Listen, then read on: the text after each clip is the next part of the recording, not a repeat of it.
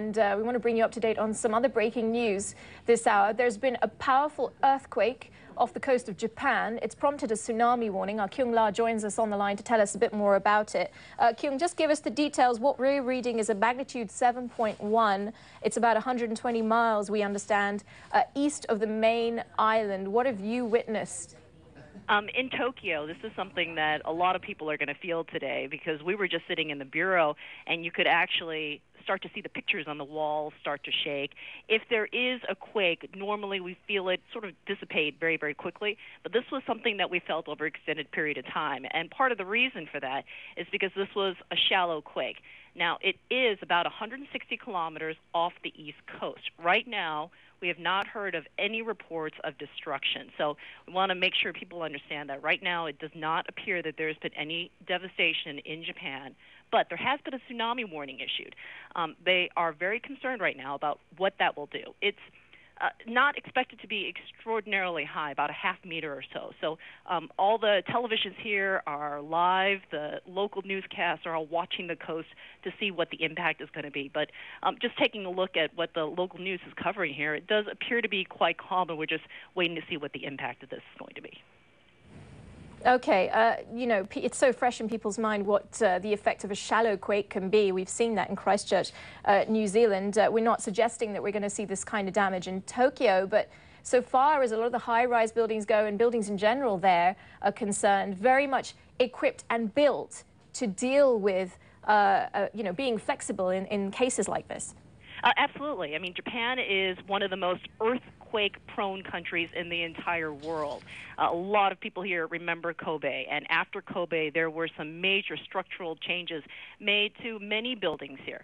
Many new buildings are designed to sway when there is an earthquake. There is an extensive structure and system in place to react if there is an earthquake. So if there is any sort of damage, all of the authorities are set to jump on it. As soon as we felt this quake, it was just seconds that the live cameras were on and that people were told there is an earthquake. So, you know, could they respond very quickly to this tsunami? If it were much bigger, the concern would be, could they respond that quickly? Because about 15 minutes after the earthquake struck, the tsunami is expected to hit. So because we're talking about half meter or so, the authorities, you know, are concerned about it, but it's not something that they're expecting to do major damage. But certainly they are watching the coast right now to see what the effect of this tsunami will be. Okay, well, we're getting updates every second here. The U.S. Geological Service saying this is a 7.2 earthquake off the east coast of Honshu. As you mentioned, you have that tsunami warning in place. But just tell us a bit more about the geography this near the main island of Japan. And obviously, we know that this is an island archipelago. Yeah, the main island, it's the island that Tokyo is on. And if you can take a look at the map that you're looking at right now, if you go about halfway up the main island from where Tokyo is, where you see the Star of Tokyo, and then go slightly offshore, that's about the epicenter of the quake. So the epicenter is there, and that's why we have the tsunami warning. It's you know, 160 kilometers sounds quite far, but it is quite close to the main island. So that's why there's been this tsunami order issued. And again, this is something that's really going to be shared among a lot of people in the city of Tokyo today, a city of millions of people, because this was so shallow, and this was something that many people felt for many minutes.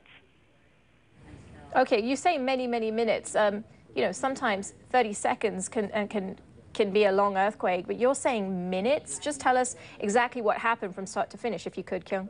The quake, actually, my producer, Junko Ogura, felt it before any of us did, and she said, hey, we're having an earthquake. And that's not unusual. People in Japan are used to feeling a quake, but that usually is about 4 or 5 seconds. If you live in Tokyo, that's normally what you feel.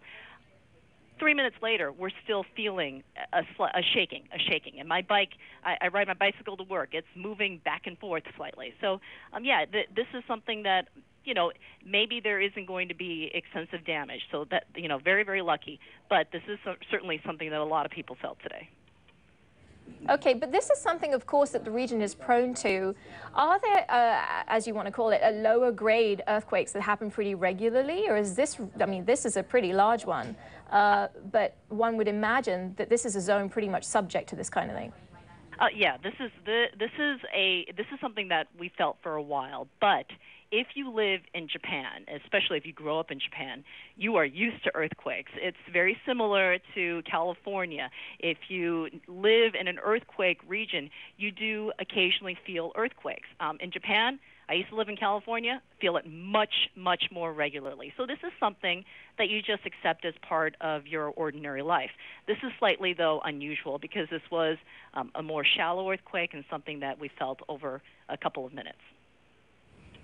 Okay, let's just go back to this issue of the tsunami warning. So what is the process? This warning has been issued. How long would it take for something like that to come on shore? The estimate was that it was expected to hit the shore right at the top of the hour, so several minutes ago.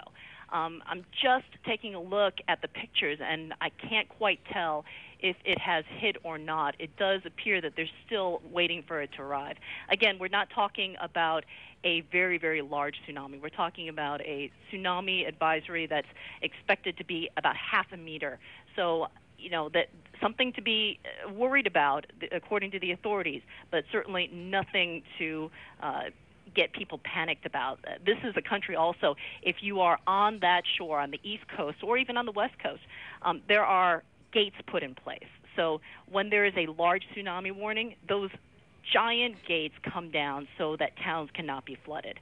This is, again, a country that is very well prepared for earthquakes because Japan is one of the most earthquake-prone countries in the world. Okay, so you had this shaking that went on for what you say was a few minutes, Kyung, but right now, is it pretty much business as usual for people, given that this is a pretty regular occurrence, and despite the shallowness and the strength of this particular earthquake? Yes and no. I mean, when we see this type of news coverage come up, that's not business as usual. Occasionally, if you do feel an earthquake, something that you would feel in Tokyo, there may be a news blip that comes up on all of the national newscasts to say, "Hey, we've had an earthquake. Here is the seismic activity. Here's what we're expecting." The national news is still covering what's going to be happening with this tsunami. The last time we saw this type of coverage was when there was the Chilean earthquake, and that large tsunami was making its way across the world, and the tsunami was expected to be quite large as it hit Japan. So this is a bit more extended coverage, a bit more unusual than the average earthquake that we see here in Japan. Okay, keep an eye on things for us. Obviously, if we need to come back to you and check in on what's happening, we certainly will. Kyung Lao on the line there telling us about her experience of that earthquake that we've heard about in the last few minutes. This hitting the shore of Japan about 120 miles east, in fact, 267 miles northeast of Tokyo. This coming out from USGS, a 7.2 magnitude earthquake off the east coast of Honshu, off the east coast of the main island there. We're going to keep you up to date as and when we get more on that. Kyung saying that that shaking went on for minutes, not just seconds. Stay with us here on CNN. We're going to take you now to Anderson Cooper.